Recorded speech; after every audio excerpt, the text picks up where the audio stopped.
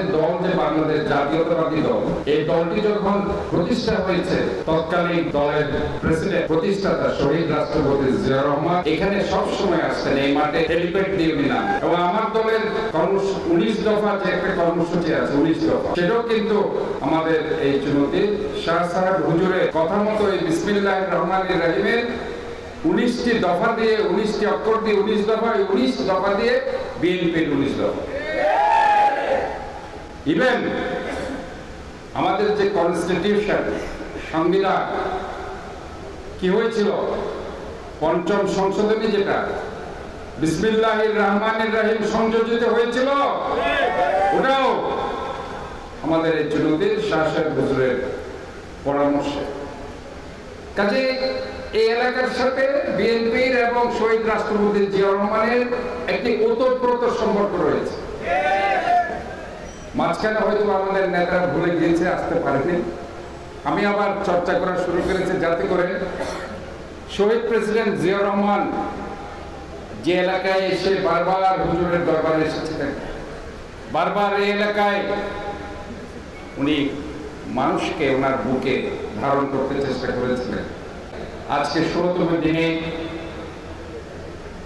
আমি আমাদের প্রিয় নবী, শেষ নবী, সর্বশ্রেষ্ঠ নবী,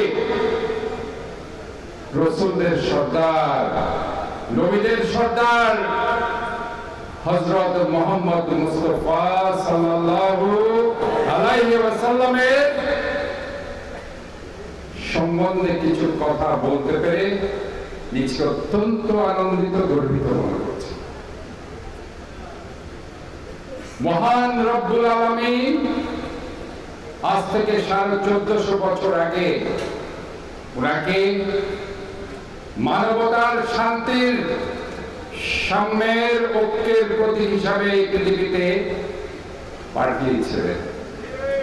যখন পৃথিবীতে কি ছিল, অন্ধকার যুগ ছিল, হানাহানি, মারামারি, রাহাজানি, খুনাখুনি, ছোট ছোট কন্যা শিশুদের জীবন্ত মাটিতে পুঁতে ফেলা হতো। ওই যুগে, ওই বর্বর যুগে উনি এসে পৃথিবীর মানুষকে, অন্ধকারচ্ছন্ন যুগকে আলোর মুখ দেখিয়েছিলেন। আমরা ওই নবীরই উম্মত। আমাদের নবীর পরে আর কোন নবী আসবে না, আসেনি, আসবে না। কাজে আমরা যারা আজকে এখানে বসে আছি সবাই কিন্তু ওনার উম্মত। কিন্তু উম্মত হিসাবে কি আমরা ওনার দায়িত্ব পালন করছি? নবীর উম্মত হিসাবে আমাদের কি করা উচিত? কোরআন কি বলে? কোরআন বলে সৎ কাজের আদেশ দিতে হবে, অসৎ কাজের কি করতে হবে? নিষেধ করতে হবে। কাজের সৎ কাজের আদেশ আমরা কি দিচ্ছি? সৎ কাজের আদেশ আমাদের সার্বক্ষণিক দিতে হবে।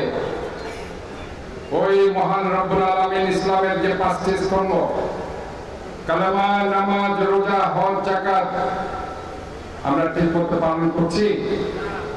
আমরা নামাজ পড়ি, নামাজ পড়তে হবে, রোজা রাখতে হবে।